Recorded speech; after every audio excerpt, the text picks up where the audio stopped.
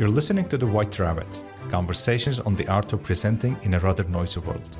Your hosts are Matt Krause and Alper Rozanes. Matt helps leaders of international companies speak, write, and present with confidence. Alper is a communications trainer and a startup investor with a diverse portfolio of companies in Barcelona.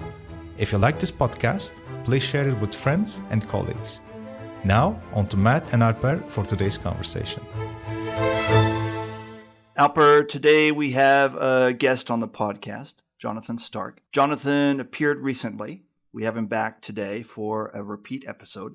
Jonathan is a business coach who teaches people how to make money while working for fewer hours. He has written a few books on software development for Riley Publishing, and he is also well known for one of his other books, Hourly Billing is Nuts. And the hourly billing or not hourly billing, alternatives to hourly billing, was the subject of our previous episode. Today we have something different. And by the way, Jonathan's core clientele is independent software developers. And the reason that we've asked him to join us on the podcast today is that recently we heard from Geraldine Carter, the CPA coach. And one of the things she talked about was uncovering the real reason a potential client is seeking your services. And so when she said that, I wondered, how can we do that? How can we uncover the real reason a potential client is seeking our services? And the first thing that came to my mind was, you got to talk to Jonathan Stark. So thank you for joining us on the podcast today, Jonathan. Much appreciated. My pleasure. Good to be back.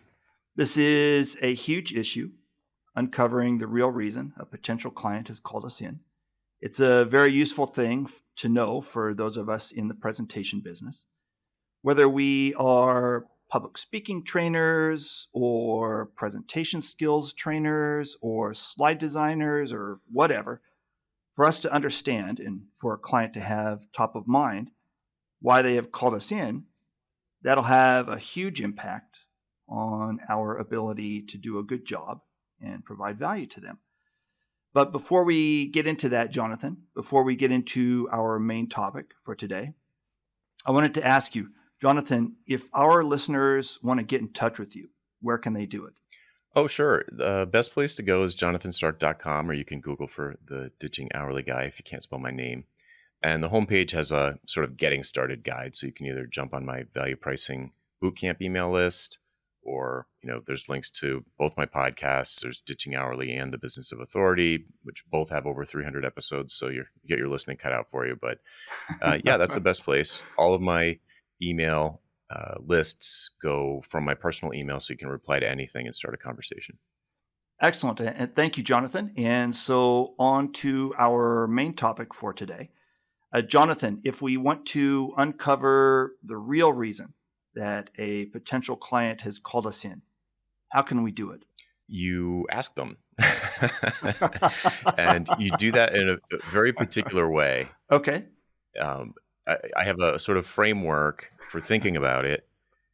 It's not really a formula. It's just a framework for thinking about how to ask them why they would bother hiring someone expensive like you. Okay.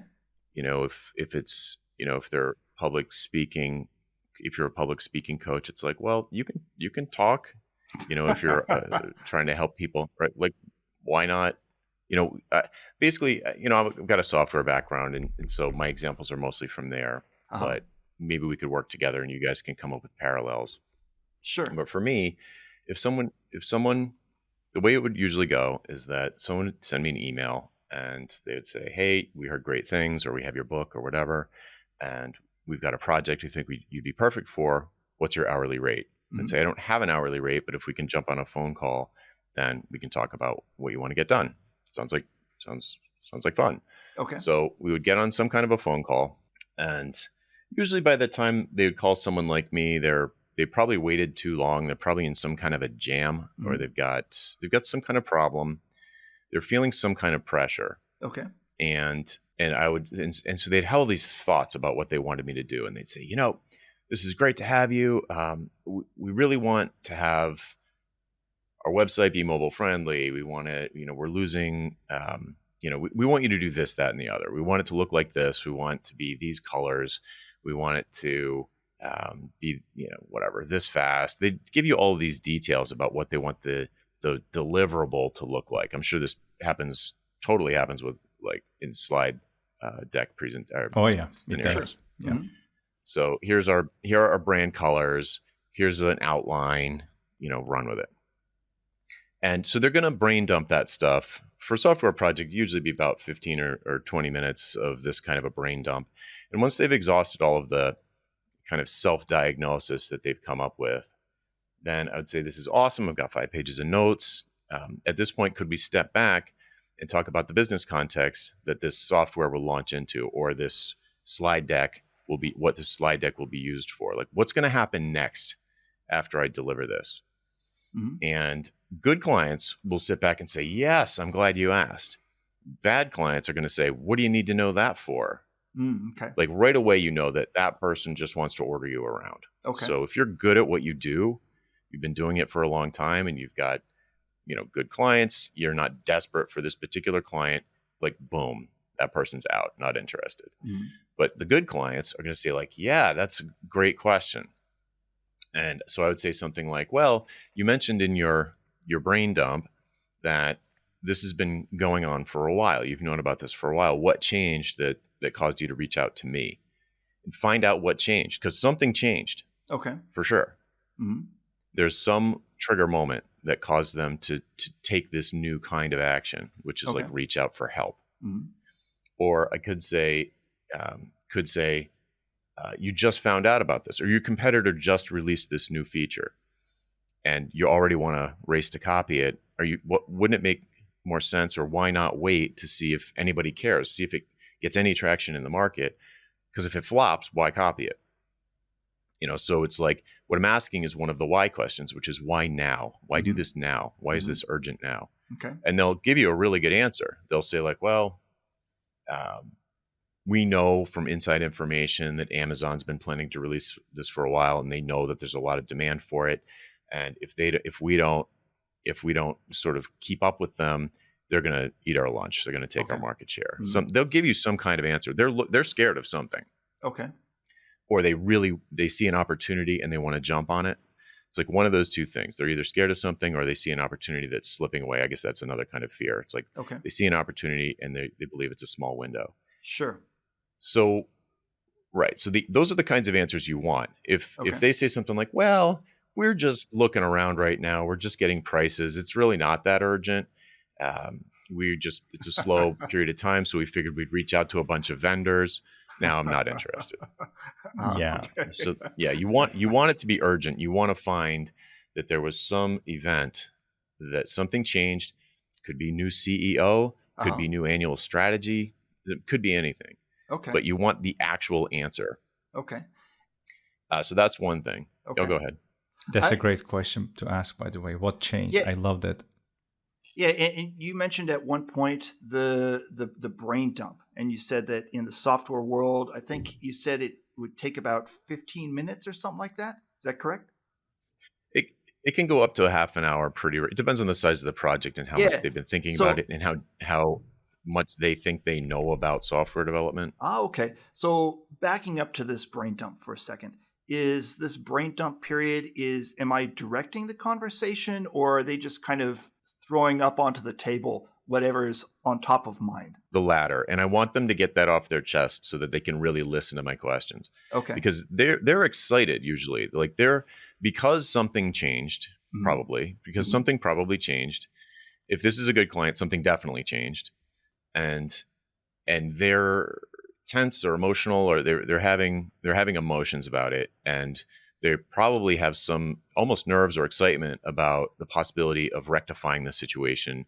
And the reason they wouldn't be talking to you if they didn't think you had some potential contribution to this outcome that they're looking for, that they have not yet told you what it is, but true. But there's something going on. Okay. And I find that if you jump too quickly to the questions about, the why questions, the why conversation, they're only half listening. They want to feel heard first. Okay. And so I try to let them exhaust everything that they can If it's up to a half an hour, I'm not going to, it's just like, this has been great. I think I've got all of the big pieces here. Could we pivot into talking about the overall business context? Because there are 100 ways I could do something like this.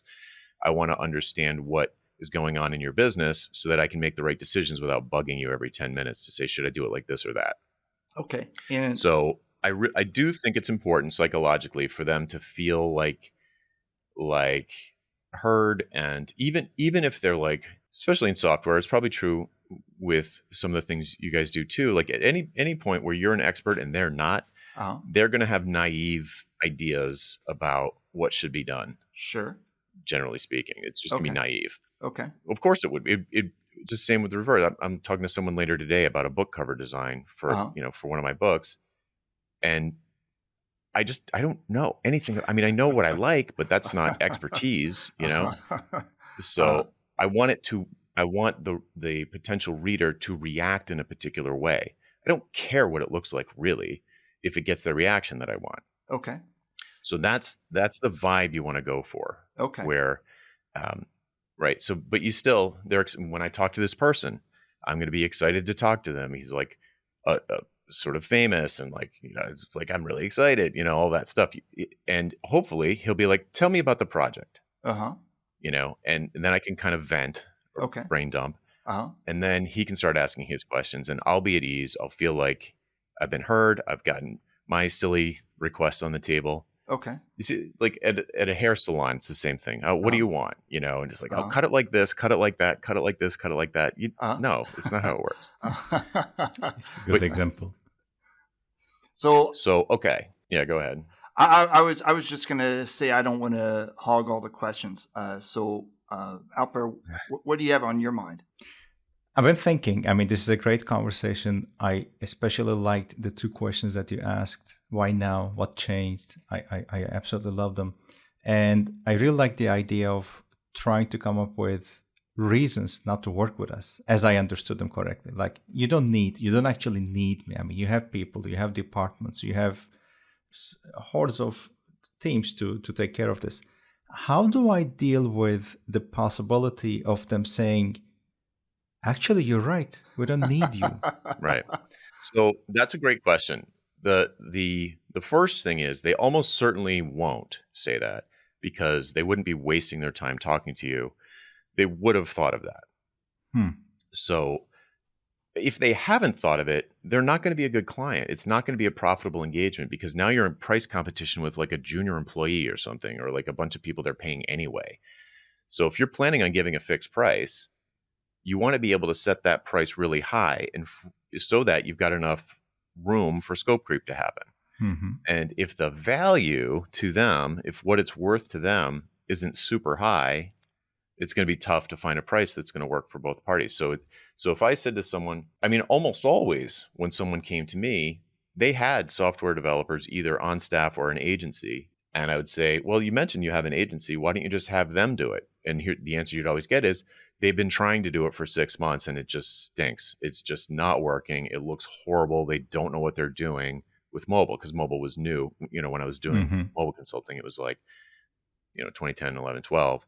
It was pretty new to web developers and they didn't know how to do it. So they'd give you an answer and you really want those answers. It's like music to my ears. Yeah. Yeah, because then you're going to take the answer and you're going to put it right in the proposal. You have to hire me. In our phone call, you said that you do have internal developers, but they're either too busy or they haven't got the skill set. And you just echo their words back to them. Why? And these are answers to the why me question. So the why me question in software is like, why don't you do it internally? Why don't you send it overseas to a lower cost of living country? And they'll say, we tried that, it didn't work. We tried that, it didn't work. We tried that, it didn't work. That's why we need someone expensive like you. Yeah.